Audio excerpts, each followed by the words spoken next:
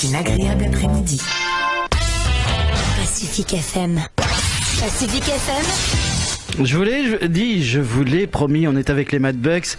On va retrouver dans quelques secondes notre ami Andy. Et Andy, au cours de ses road trips, rencontre plein de gens, des autochtones, des voyageurs, des immigrés, et aussi parfois des road trippers. N'est-ce pas, Andy? Bonjour. Salut, voilà, c'est exactement. De temps en temps, on fait des rencontres extraordinaires. Et c'est vrai, aujourd'hui, je suis très content. On va partir, comme tu l'as dit tout à l'heure, très loin, complètement de l'autre côté de notre planète. On va partir dans le Pacifique. Non, on y reste, quoi. On est sur Pacifique, on reste sur Pacifique. Voilà, exactement. Pour la première fois, tu vois, on va vers le Pacifique sur Pacifique FM. Alors j'aurais fait ma vanne, comme ça je suis très content.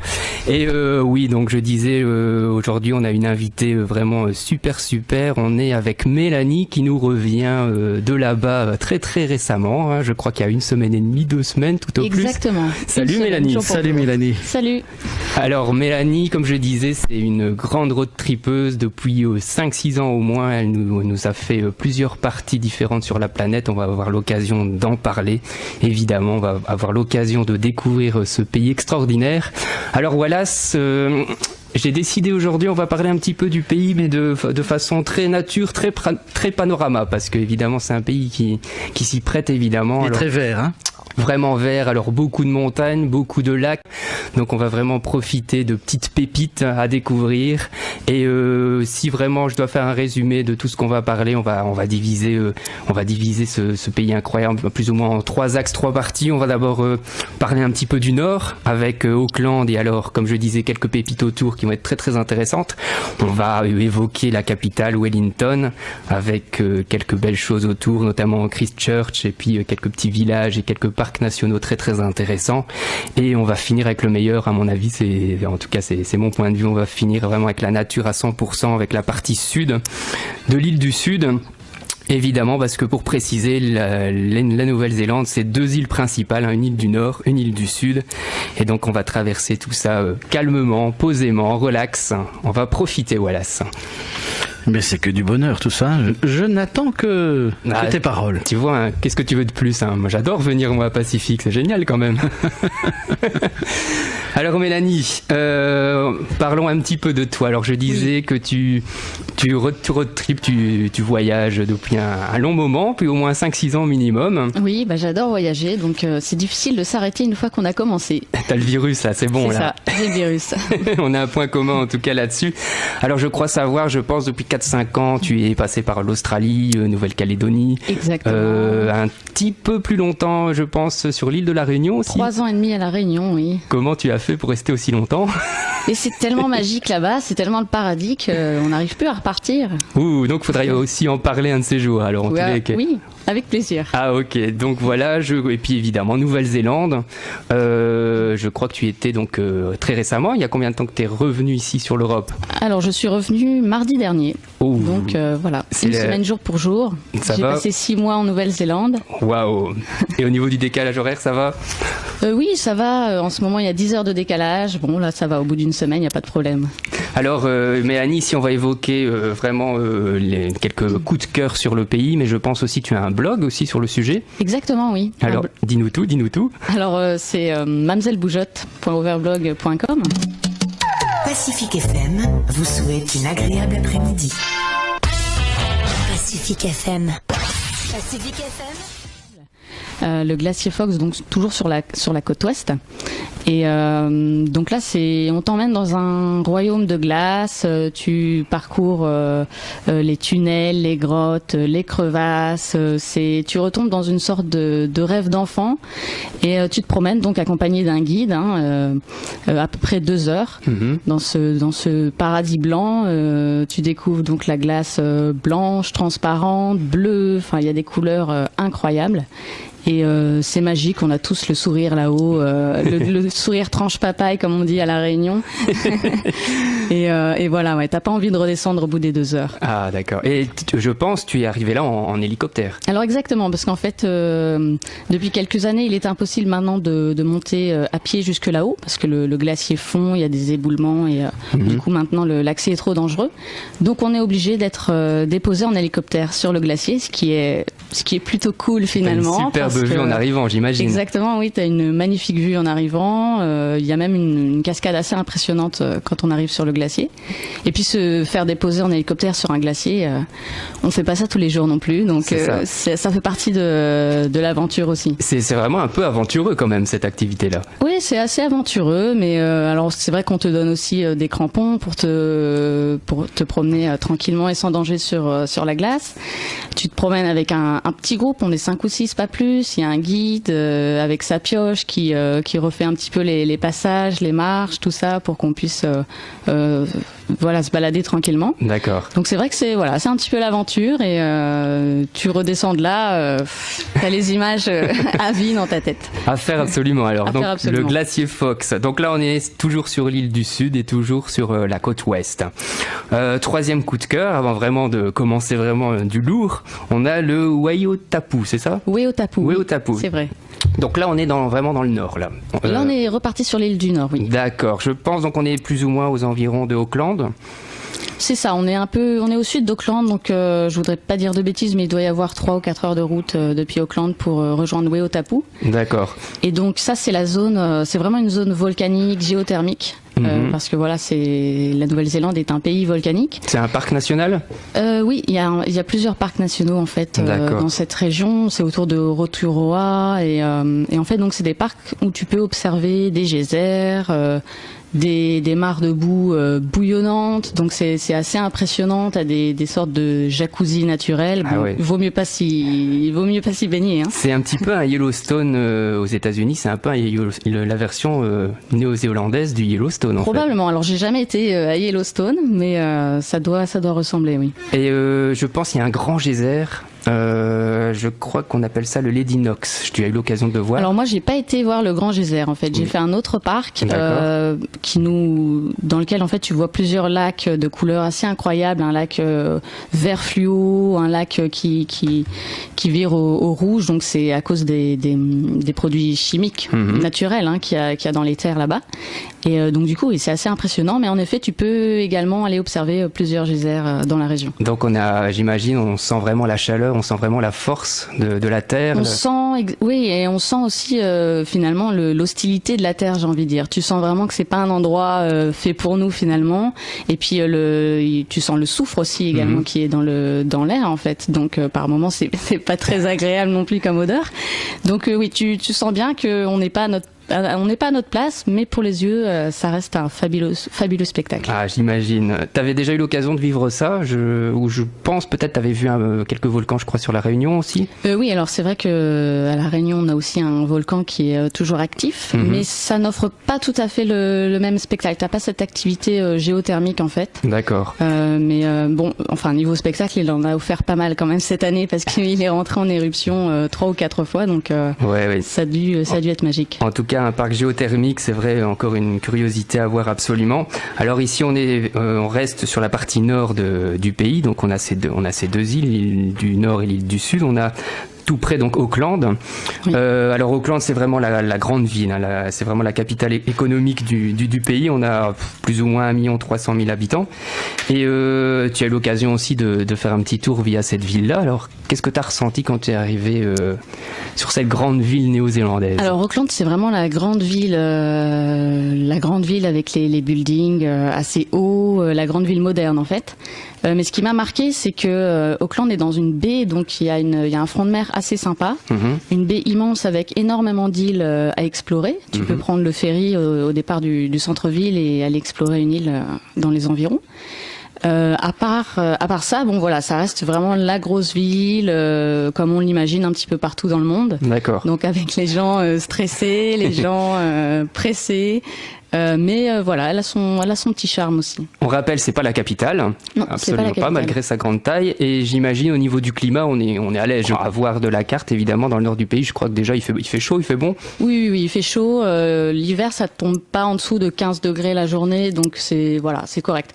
Mais tu sais, on appelle la Nouvelle-Zélande le pays aux 4 saisons dans la même journée en fait. D'accord. Parce que le climat là-bas change constamment, il est imprévisible. Quel que soit l'endroit où on se situe Quel que soit l'endroit où tu te situes. D'accord. Oui. À Auckland, tu peux avoir un grand ciel bleu, une demi-heure plus tard, c'est le ciel gris et la pluie, mais tu sais que le ciel bleu va revenir de toute façon et ça va être comme ça, un effet yo-yo comme ça toute la journée. Donc, Ah, génial. Donc ça, c'est Auckland. Alors moi, il y a une chose qui m'attire. Hein. Moi, je suis très attiré par les tours. Hein. C'est une des premières choses que je vais voir quand il y en a une.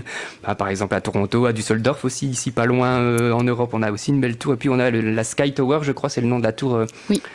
J'imagine c'est impressionnant aussi à voir. Oui, bah c'est vrai que c'est la première chose que tu remarques finalement en arrivant sur Auckland, la fameuse Sky Tower. Alors moi, j'ai pas eu l'occasion d'y monter, mais voilà, ça peut t'offrir une très jolie vue sur la ville, sur la baie. Et puis si t'as envie d'un petit peu d'aventure, un petit peu d'adrénaline, tu peux même tenter le petit saut à l'élastique depuis le sommet. Wow. Donc faut foncer pour tester alors. Ouais. Je crois que c'est la plus grande tour de l'hémisphère sud. Pour la culture générale, c'est toujours bon. Tout à fait. Allez, Wallace, on continue, petite pause et après... Petite pause, comme elle a fait une belle référence au glacier Fox, là, qui est un paradis blanc, je te propose le paradis blanc, tout simplement. C'est parti. Laura et ses chroniques zen, tous les mercredis. Et voilà, c'est assez sympa, t'es coupé du monde, il n'y a pas grand monde sur les sentiers. D'accord. Et donc voilà, c'est une jolie rando à faire quand tu habites sur Auckland, si tu veux t'aérer un petit peu la tête. D'accord. Ça fait du bien. Alors répète-moi le nom de cette rando. Omana Maui. Yeah. Alors, et c'est vrai aussi, cette partie-là, il y a aussi des petites îles. Et tu as eu l'occasion d'aller découvrir la White Island. Oui, alors la White Island, c'est un petit peu plus au sud, c'est dans la Bay of Plenty. D'accord. Et donc White Island, en fait, c'est une île volcanique, c'est un volcan sous-marin qui a fini donc par percer. Ah ouais, d'accord, ok. Et donc oui, c'est une expédition assez exceptionnelle tu peux retrouver un petit peu les mêmes paysages que dans la région de Weotapu. D'accord. Sauf que voilà, t'es sur une île, donc tu dois prendre le bateau, t'en as environ pour 1 heure de navigation, et ensuite tu te promènes avec un guide sur cette fameuse île volcanique. D'accord. On te donne un casque, on te donne un masque également pour faciliter la respiration, parce que parfois il y a tellement de fumée, plein de soufre que voilà. J'ai vu qu'il y avait des mines d'ailleurs à une certaine époque là-bas. Tu as eu l'occasion de voir des vestiges? Alors oui, on a vu des vestiges d'un campement indien à l'époque. Voilà, c'était des Indiens qui s'étaient installés là-bas. D'accord. Et en effet, il reste plus grand-chose, probablement suite à une éruption ou un tremblement. Alors moi, je me suis renseigné et en fait, apparemment, début du siècle passé, vers 1914, il y a eu un accident. Oui, voilà. Apparemment, il y a eu une éruption et donc la mine a été ensevelie. Évidemment, il y a eu quelques morts à côté de ça, mais évidemment, c'est les aléas des mineurs. Et donc voilà, c'est ce que j'ai appris en tous les cas sur ce coin-là. Et alors ça, j'aime. Apparemment, l'île, elle est dans la baie de l'Abondance. C'est ça, la Bay of Plenty, baie de l'Abondance. Voilà, j'adore ce nom. Donc ça, c'est la White Island. White Island. Tu prends le bateau pour 1 heure, plus ou moins, c'est ça? Alors, t'as environ 1 heure de navigation au départ de Whakatane, en fait. D'accord. Donc, il y a un petit village en bord de l'eau, très sympa. Et voilà, ensuite ils jettent l'ancre dans une baie, tu prends le petit Zodiac pour rejoindre l'île, qui peut être ça peut être assez rigolo quand il y a un petit peu de vagues, faut faire attention, faut pas louper la marche. Et puis ensuite tu suis ton guide donc pour environ 2 heures et demie de balade. D'accord. Et donc là tu as l'occasion d'observer donc des petits jacuzzis naturels, des marabouts bouillonnantes encore un petit peu comme Weotapu, on va jusqu'au cratère où il y a un lac aussi. C'est impressionnant ça quand même. C'est très impressionnant, il y a de la fumée de partout, la terre est jaune, la terre est rouge, enfin c'est vraiment c'est un peu l'apocalypse. Mais voilà, mais t'en prends plein les yeux et oui, on s'est baladé 2 heures, mais t'as l'impression de rester 2 minutes tellement t'es sur une autre planète. Donc un lieu à faire absolument aussi quand on va là-bas, la White Island. Donc on a parlé du Northland, de la White Island, et je pense aussi que tu as eu l'occasion de découvrir un petit peu plus loin, mais malgré tout encore dans la région d'Auckland, tu as eu l'occasion de découvrir une grotte. Alors oui, la fameuse grotte Wetomo. Alors en fait moi-même j'y suis pas allée, mais c'est vrai que c'est un endroit très touristique en fait, parce que tu peux observer des vers luisants. Alors dit comme ça, c'est peut-être pas très, ça fait peut-être pas rêver, mais c'est vrai que voilà, moi j'ai fait une autre grotte qui combine en fait activité touristique et activité on va dire physique, parce qu'on fait ça ressemble plus à du rafting, et tu découvres également donc ces fameux vers luisants dans la grotte, et c'est magique parce que encore une fois t'es sur une autre planète, t'es sur la planète Pandora pour les fans d'Avatar, et tu te promènes donc dans cette grotte et t'as le plafond qui s'illumine comme des petites étoiles. D'accord. Et voilà, c'est vraiment un instant magique. Ça, on m'en a vraiment unique finalement à la Nouvelle-Zélande. On en a déjà parlé parce qu'il y a Thérèse des Mad Bugs aussi, où Wallace, tu auras l'occasion de la rencontrer très prochainement. Oui. Elle a eu l'occasion d'aller sur place et c'est vrai qu'elle m'en a parlé également, et apparemment tous ces vers luisants, c'est un grand moment, et donc c'est à découvrir absolument aussi. Donc ici on était sur la partie nord. Wallace, je te propose de refaire une petite pause et on va descendre petit à petit vers de nouvelles étapes. En tous les cas ici on va aller vers la capitale pour tout à l'heure. À tout de suite. Kaiser Place après la musique. Fait son grand retour à Tournon. Après Ghost Train, c'était un groupe belge, Kaiser Place. On retourne en Nouvelle-Zélande. Oui, Wallace. On va se retrouver dans l'île du Sud. Pas tout de suite. Pas tout de suite. On va d'abord se poster à Wellington. Et en fait, là, c'est vrai, on est vraiment dans le sud de l'île du Nord, tu vois. Et c'est vrai, on arrive sur l'île du Sud. Donc, on fonce, on glisse. Alors ici, on arrive à Wellington. Alors Wellington, c'est la capitale. Petite capitale quand même, 200 000 habitants maximum, mais très beau coin un petit peu apparemment en tous les cas. Je pense que tu as aimé cette ville, Mélanie. Oui, c'est une ville très sympa, c'est la capitale, mais en effet c'est une ville qui reste à taille humaine, donc c'est très agréable de s'y promener. Il y a beaucoup de choses qui sont organisées là-bas, beaucoup d'activités sur le port. C'est une baie en fait déjà. Oui, c'est une baie, et donc tu as la plage pas loin, tu as un immense jardin botanique qui te permet de t'évader de la ville. Et oui, c'est une ville très sympa. Alors on la surnomme quand même la Windy Welly, donc ce qui veut dire la Welly venteuse. Il y a toujours beaucoup de vent là-bas, donc voilà, il faut pas s'attendre à avoir le meilleur climat de l'île. D'accord. Alors, ce qui est étonnant, c'est que donc ça, il faut le savoir, c'est la capitale la plus au sud de la planète. Voilà, donc quand même cocorico pour Wellington. Et donc tu disais, il y a cette baie, donc il y a ce port. Je pense qu'il y a beaucoup de bars. C'est une ville qui bouge beaucoup, très animée. Il y a un musée aussi important, intéressant. Je pense que tu as eu l'occasion de le visiter. C'est avec les Maoris, je pense. Oui, tout à fait. Il y a le Te Papa Museum en fait, qui est vraiment exceptionnel. Il est immense. En plus, il est gratuit, donc il n'y a pas de raison de se priver. Waouh. Et en effet, tu apprends énormément sur les peuples du Pacifique en général et les Maoris également. Et qu'est-ce que tu vois à l'intérieur de l'art maori? Oui, tu peux voir des sculptures, tu peux voir des pirogues, tu peux voir voilà tout ce qui est sculpture sur bois, sur jade également, les pendentifs qui faisaient et qui font toujours aujourd'hui. Et voilà un petit peu comment ça s'est passé aussi quand ils sont arrivés en Nouvelle-Zélande, et voilà les différents peuples du Pacifique. C'est idéal vraiment pour se plonger dans la culture locale. C'est parfait pour ça, oui. C'est génial. Alors je t'invite à quitter Wellington. On peut évidemment prendre le bateau, c'est un port, et donc on peut prendre le bateau et descendre justement vers l'île du Sud, et en face on a Picton. Apparemment c'est vrai que cette petite croisière en bateau c'est très sympa. Dis-nous un petit peu comment t'as vécu ça. Alors oui, c'est très sympa en effet. Il y a environ 3 heures de bateau, donc tu prends le ferry à Wellington pour rejoindre l'île du Sud, donc c'est un passage un petit peu obligé finalement de tous les voyageurs. Et voilà, c'est vrai que la dernière heure, tu es dans une baie magnifique, immense, avec des montagnes autour. C'est un bras de mer en fait. Voilà, c'est un bras de mer, exactement. Et donc tu remontes dans les terres pour rejoindre le port de Picton. Et c'est vrai que le spectacle est vraiment très sympa, ça vaut le détour. Je vois la carte, il y a plusieurs îles, donc tu longes ces îles comme ça? Tu vois plusieurs îles, tu vois plusieurs baies finalement, parce que c'est vraiment immense. Et donc voilà, tu navigues. J'imagine que les couleurs sont superbes. Oui, tu as des jolies couleurs, puis c'est la pleine nature, il n'y a aucune ville dans cette zone-là avant d'arriver sur Picton. Donc voilà, c'est un bon moyen tu traverses tu rejoins l'île du Sud. et en même temps tu profites du paysage. Donc c'est génial. Donc là je me suis renseigné quand même, c'est la Queen Charlotte Sound, donc c'est ce passage, ce bras de mer pour accéder jusqu'à Picton. Picton, tu as eu l'occasion de t'arrêter un instant ou tu es passé très vite? Alors j'y suis vraiment passée très vite parce que voilà, je suis arrivée en ferry et je devais attraper mon train pour rejoindre Christchurch un peu plus au sud. Ah oui, je comprends. Donc voilà.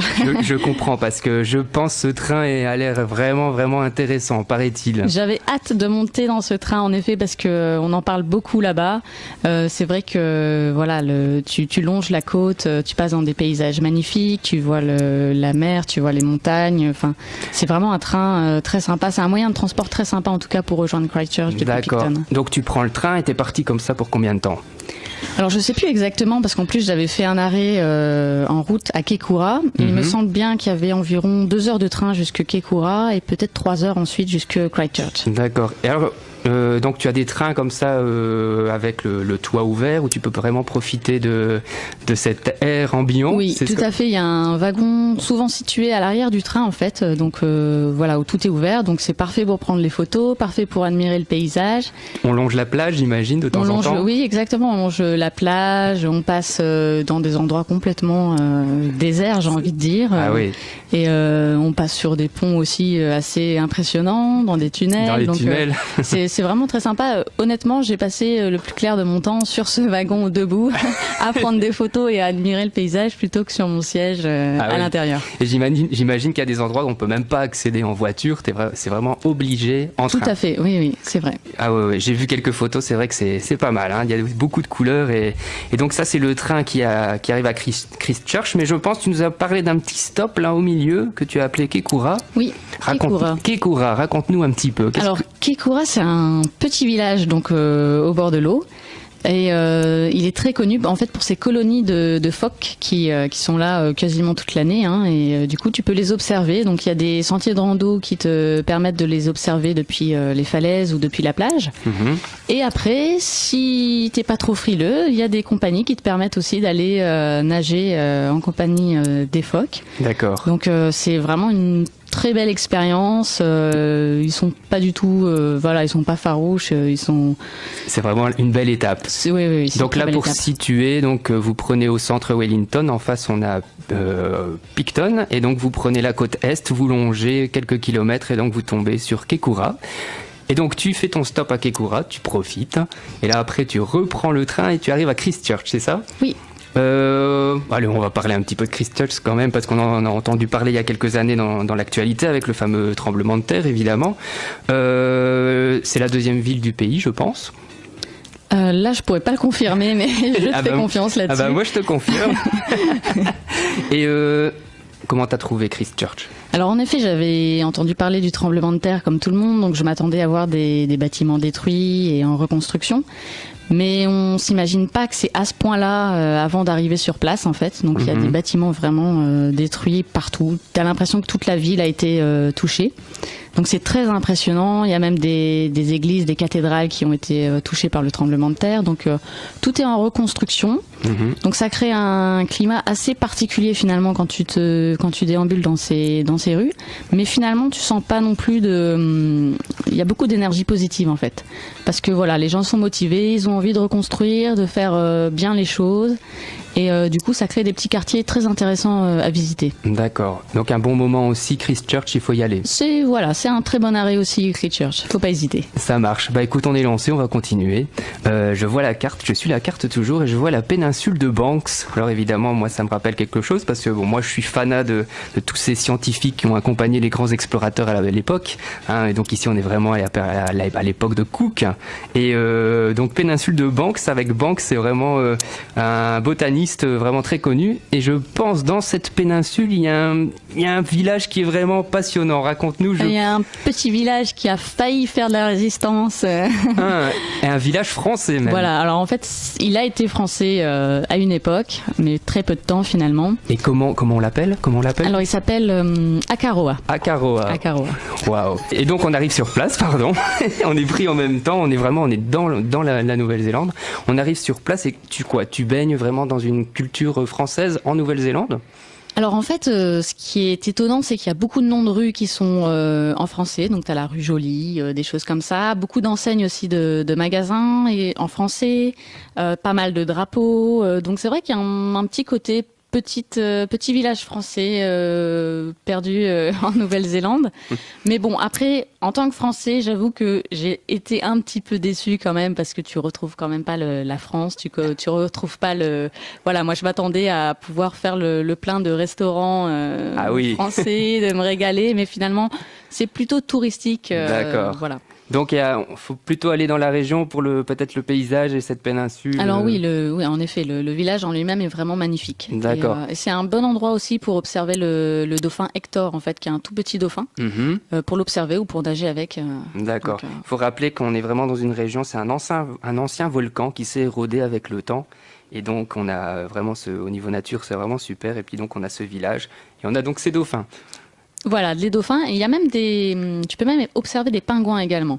Donc voilà, faut se promener un petit peu ou passer par une compagnie, mais c'est vraiment un arrêt très sympa. C'est magnifique là-bas. Il faut pas hésiter à y aller. Donc pour tous les passionnés de faune, d'animaux, vous foncez vers Akaroa. Akaroa et donc la péninsule de Banks. Je t'invite très vite. On va faire une autre étape. On va attaquer très doucement la côte ouest. Et tu m'as parlé d'un parc national, le Abel Tasman Park. Tu as eu l'occasion d'aller voir ça, je pense. Alors oui, j'ai eu l'occasion de fouler les sentiers de randonnée au parc Abel Tasman. Donc, excuse-moi, donc là on est de l'autre côté de l'île. Oui, là on est au nord en fait, on est au nord-ouest de l'île du Sud. D'accord. Et donc oui, c'est un parc, c'est une réserve naturelle en fait magnifique. Avec des plages, des baies, des îles, c'est vraiment sublime. Le sable est orange, t'as l'impression de marcher sur j'ai envie de dire, sur du sucre roux. T'as adoré ça. J'ai vraiment adoré. C'est un endroit vraiment magnifique.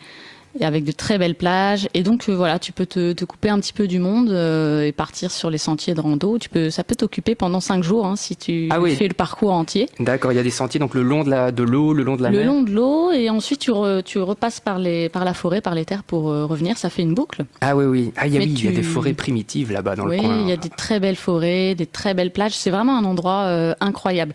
C'est d'ailleurs, je pense, l'endroit préféré, le parc national préféré des Néo-Zélandais en fait. Ils avaient fait un sondage à l'époque. D'accord, donc faut pas le rater. Ah, il faut surtout pas le louper, oui. Donc c'est l'Abel Tasman National Park. National Park, exactement. Voilà. Bon, super, génial. Merci Mélanie. Wallace. Petite pause et on continue. Et là, on va attaquer vraiment des sites incroyables. Là, on va partir dans les glaciers, dans les montagnes. À tout de suite.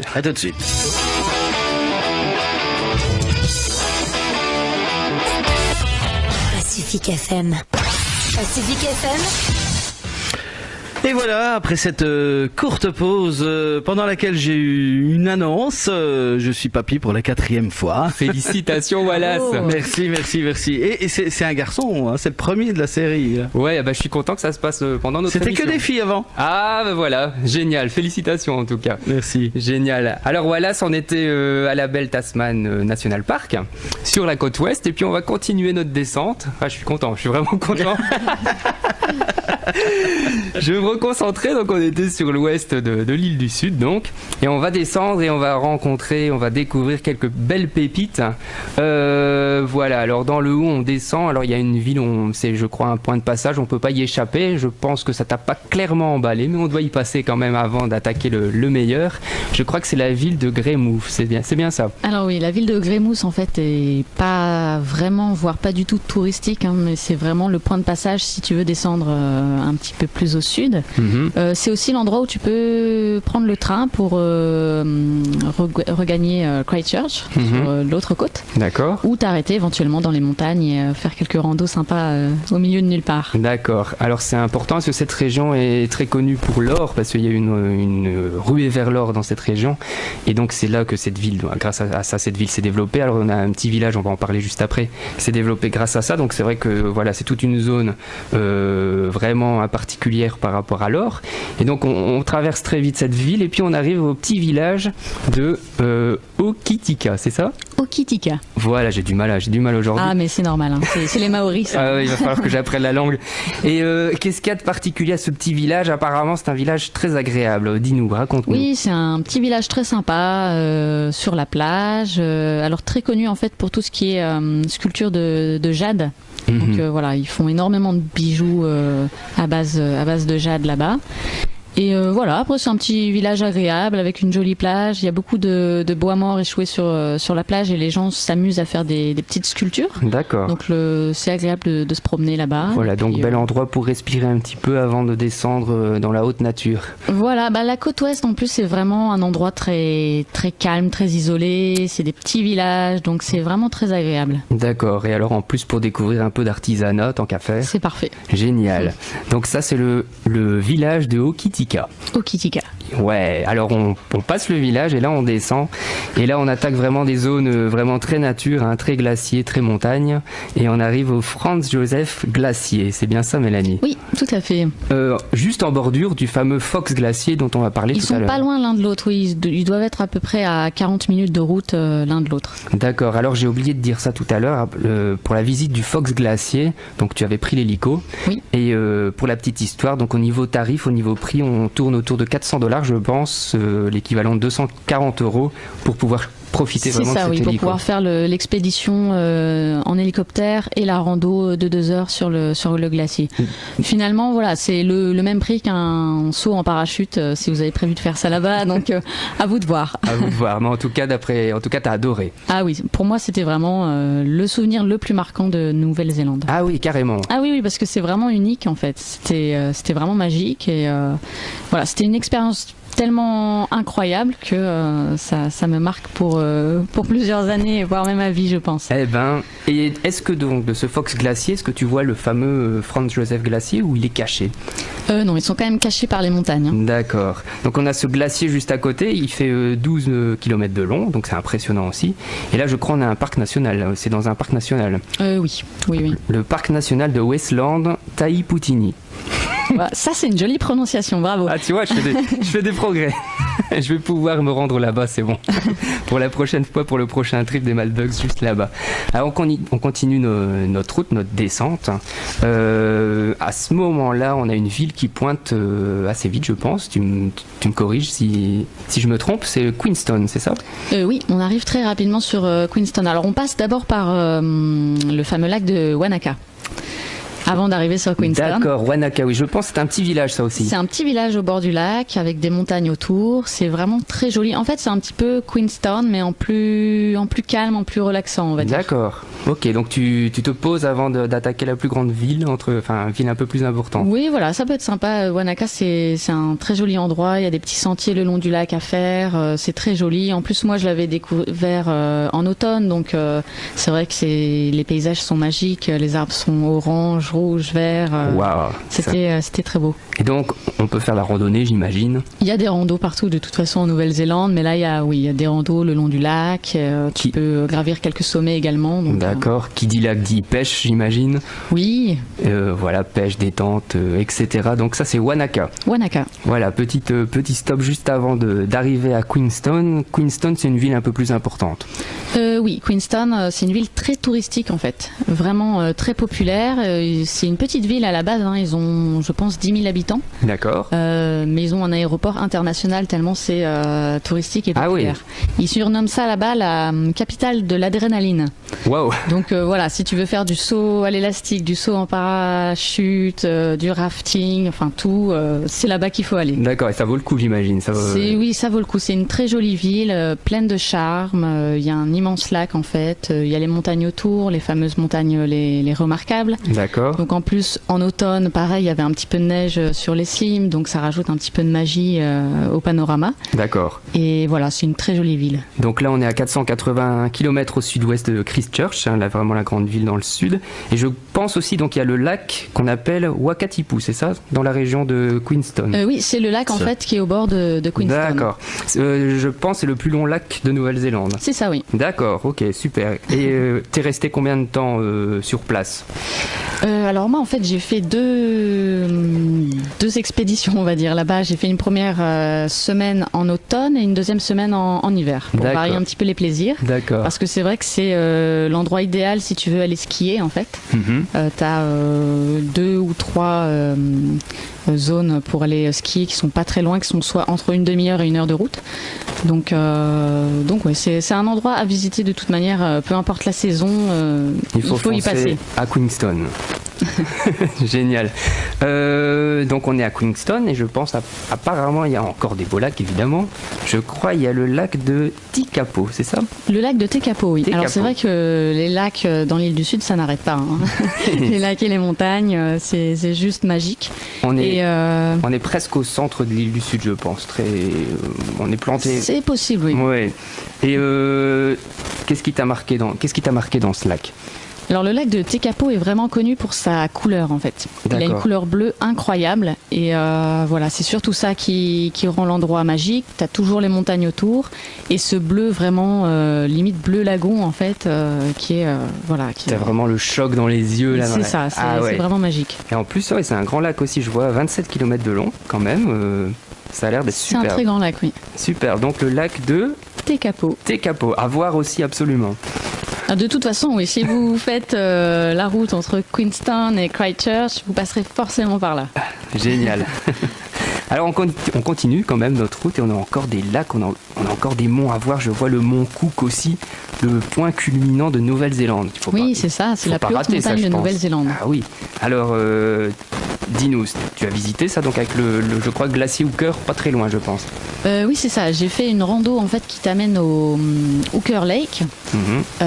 Donc c'est une rando d'environ 4 heures quand tu démarres du petit village Mont Cook. Et voilà, tu passes sur des ponts suspendus au-dessus des rivières. C'est une très jolie rando et tu arrives sur le lac.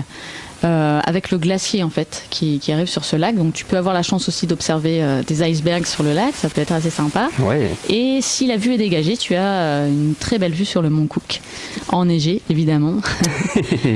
Ça, ouais, non, ça doit être impressionnant en tout cas. C'est majestueux. Oui. Ah, je vois, ça me fait rire. Le Mont Cook est sur les Alpes du Sud. Hein. Tiens donc.